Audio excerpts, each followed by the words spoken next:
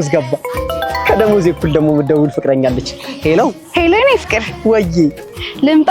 ለምን እንዴ ዛሬ ደሞዝ ገባ እኮ አይደል? አዎ ነይ። እሺ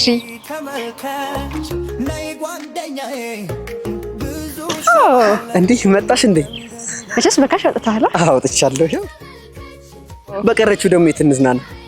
ሂልተን ይሰራታ ስካይላይት አይሻል? ደስ ይላል። ላዝናናሻ? አዎ። A few moments later. ወይኔ ገንዘቤን በልታ ጥላኝ ሄደች። ሻው ምንድነው ማረገው?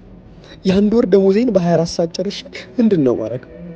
ወይ ለእናቴም ገንዘብ አላኩ፣ ኢንቨስት አደርጋለሁ ያልኩትንም አላረኩ። ሻው ምንድነው ማረገው?